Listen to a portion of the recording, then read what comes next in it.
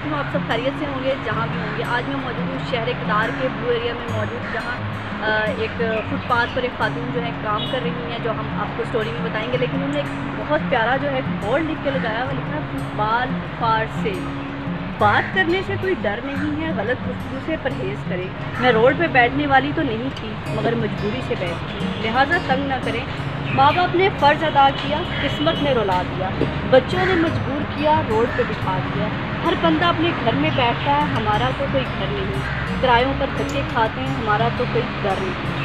तो आज हम जिन्होंने ये बोर्ड लगाया, लिखे बहुत अच्छी बात लिखी है कि वाकई कि हमारी ख़वातीन अगर घर से काम करने के लिए निकलती है तो उनको बहुत सारी मुश्किलात का सामना करना पड़ता है। और बहुत सारी जो हमें और बाज़ बात हमें लगता है कि जो काम मर्द कर सकते हैं वो ख़वातीन नहीं कर सकती। लेकिन ये अज़मत और हिम्मत की एक मिसाल है कि ख़वातीन जब करने पर आती हैं तो बहुत कुछ कर जाती हैं। जब बेवा होती हैं तो अपने बच्चों के लिए माशरे के सामने चट्टान बन जाती हैं। अगर वफ़ा करने पर आती है तो वफ़ा जैसा भी औरत का कोई सानी नहीं। तो औरत कहते हैं वजूद ज़न से है कायनात में रंग। मेरे ख्याल से ऐसी औरतों जैसे वजूद ज़न से है कायनात में रंग, जो अपनी मुश्किलात को लोगों के सामने रोने की बजाय अपनी मुश्किलात का हल खुद ढूंढती हैं और दूसरों के लिए रोल मॉडल बनती है। हमारे लिए भी रोल मॉडल है, हमारे लिए एक मिसाल है कि वो कैसे रोड पर बैठकर मेहनत से फुटबॉल बना रही हैं, बेच रही हैं। तो आज उनसे बात करते हैं कि उन्होंने ये सफ़र कब शुरू किया और यहाँ पर बैठकर उनको कितनी मुश्किलात का सामना करना पड़ता है। अस्सलाम वालेकुम। उम्मीद आप कब से ही काम कर रही हैं? मुझे 3 साल। अच्छा, जब से आप ये काम कर रही हैं तो आपको यहाँ पे कोई मुश्किलात का सामना है कि लोगों की तरफ से, जैसे आपने बोर्ड भी लिख के लगाया है कि गैर ज़रूरी गुफ्तगू से परहेज़ करें। हमारे मर्दों का मसला है कि गैर ज़रूरी गुफ्तगू बहुत करते हैं। तो आपसे ये बोर्ड लगाने से कोई फ़ायदा हुआ? जी बिल्कुल, मेरे से आज तक कभी किसी ने ऐसी बात नहीं की। तो आप अपने आपको सिक्योर समझती हैं, सेफ़ समझती हैं यहाँ काम करते हुए? हाँ जी, तो मेरे जो आस-पास वाले पड़ोस वाले बंदे हैं ना, बहुत अच्छे हैं माशाल्लाह, बहुत मेरी इज़्ज़त करते हैं, मैं भी उनकी इज़्ज़त करती हूँ, क्योंकि किसी गैर बंदे को मेरे पास खड़ा भी नहीं होने देते। अच्छा, आप तो साहिबा ये बताएं कि आपको जब आपके घर में क्यों आपने काम करना स्टार्ट किया, आपको क्यों ख्याल है कि मैं सिर्फ फुटबॉल ही बेचूं? आप कोई खाना पका के भी बेच सकती थी, आप घर में बैठकर भी कोई काम कर सकती थी। एक यूनिक आइडिया क्यों आया कि ख़वातीन के लिए थोड़ा सा फुटबॉल बनाना और एक्सपोर्ट से आपको खेलों से भी लगाव था? जी नहीं, ये तो किसी काम का भी नहीं था, किसी काम का भी शौक़ नहीं था। लेकिन ये तो मैंने बिल्कुल छोटी सी थी जब मैंने शौक़ से वैसे ही सीखा था। गली मोहल्ले में लोग बनाते हैं, ना तो मुझे माँ बाप के घर में ज़रूरत पड़ी है, ना मुझे ससुराल के घर में ज़रूरत पड़ी है। अब मियाँ बीमार है तो ज़रूरत है, किसी के आगे हाथ फैलाएँ कोई मकसद नहीं है। कोई तरह तरह की बातें सुनाता है कि किसी तरह करता है। यही सोचा कि अपना मेहनत करके बच्चों को खिलाएँगे तो अल्लाह ताला रिज़्क़ की हलाल की रोटी कमाएँगे तो अल्लाह ताला उसमें बरकत डालेगा। अच्छा, कितने बच्चे हैं आपके? मेरे 4 बच्चे, 3 बेटियाँ और 1 बेटा। तो आप इन फुटबॉल को बेचकर उन बच्चों को पढ़ा भी रही हैं? जी, मेरे बच्चे पढ़ रहे हैं। कि आप लोगों के लिए मोटिवेशनल स्टोरी भी बन सकती हैं कि जो औरतें अपनी किस्मत का रोना रोती हैं और कहती हैं कि कोई बाहर की ताकत आएगी, हमें उठाएगी और हमारे लिए कुछ करेगी। तो आप उनके लिए एक बहुत बड़ी मिसाल हैं कि आप रोड पे बैठकर इस तरह से काम कर रही हैं। तो उनको क्या कहेंगी कि ऐसा अगर फुटबॉल का काम करना स्टार्ट करें, इस पर कितना ख़र्चा आता है और इसको सीखना चाहिए, क्या वाकई ये फ़ायदेमंद है?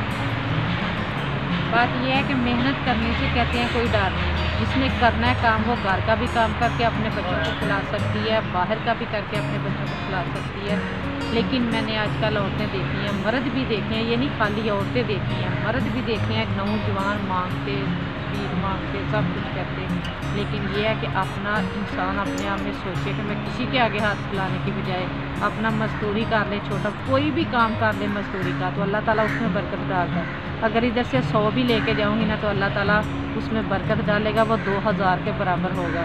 ठीक है। अच्छा, आप कितना एक दिन में कितना कमा लेती हैं लोगों को मोटिवेट करने के लिए, जो ये काम फुटबॉल का काम करना स्टार्ट करना चाहते हो, तो उनको पता चले कि एक दिन में आप कितनी फुटबॉल बेच सकते हैं और कितने पैसे कमा सकते हैं?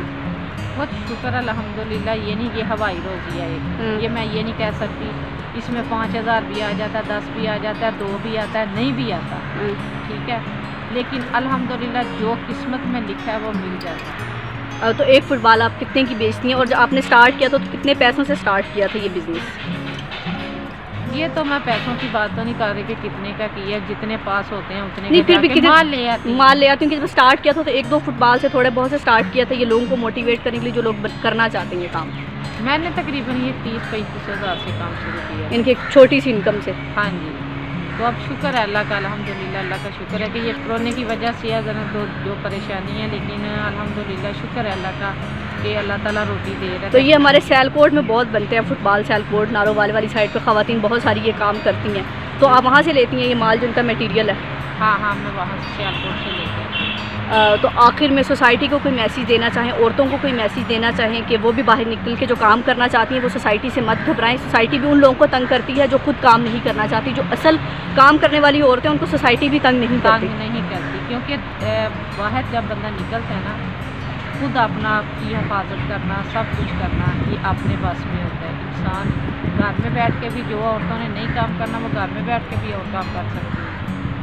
ये नहीं ज़रूरी कि बाहर बैठ के करें, घर भी करें, किसी तरह भी करें, लेकिन किसी से हाथ फैलाने से बेहतर यही है कि अपनी मजदूरी करके सुकून से रोटी कमा के खाएं। कोई बात नहीं करेगा तो कुछ नहीं। कहते हैं हमारे नबी पाक का फरमान है कि मेहनत करने वाला मेरा दोस्त है। मेहनत करें, मेहनत से कोई डर नहीं। जब हम चोरी करेंगे, चोरी में, यारी में, हर चीज़ में मेहनत में कोई मेहनत नहीं। मजदूरी करें, अल्लाह ताला भी राज़ी, इंसान भी राज़ी, अल्लाह ताला भी खुश होता है, हम भी खुश होते हैं और आपका ज़मीर भी सेटिस्फाइड होता है कि आप हलाल कमा रहे हैं। हम हलाल की रोज़ी कमा के अपने बच्चों को खिला रहे हैं। क्यों? इस तरह हम रोज़ी कमा के बच्चों को खिलाएंगे, कल को बच्चों को भी होगा कि हमारे माँ बाप मेहनत करके, मजदूरी करके हमें खिला रहे हैं। जब हम किसी से मांग के बच्चों को खिलाएंगे, बच्चों को भी यही आदत पड़ेगी कि क्या हो गया, माँ बाप ने तो मांग के लेके आए, मजदूरी करके खिलाएंगे तो बच्चे भी इज्जत करेंगे।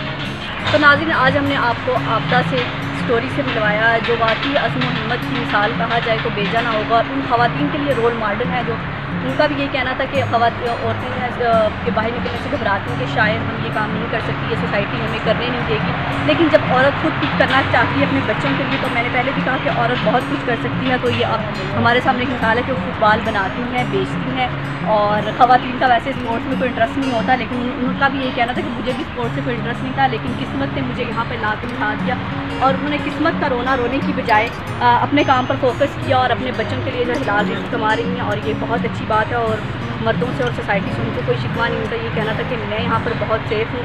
तो यकीनन ये हम सब के लिए एक मोटिवेशनल स्टोरी है। अगर हम भी कुछ करना चाहते हैं बाहर, वो अल्लाह ताला के फरमान है कि जब तक आप अपने हालात खुद नहीं बदलते तो रब भी अपने हालात, आपके हालात नहीं बदलता। तो अपने आप को बदलने की कोशिश की, उनकी हालात का रोना रोने की बजाय अपने अंदर की दिमाग को बदलें, अपने अंदर की हालत को बदलें, तभी आपको लगेगा कि आपने कुछ किया ज़िंदगी में। तो ऐसे लोगों से सीखिए, और बाकी भी ऐसे लोग हमारे हीरोज़ होते हैं।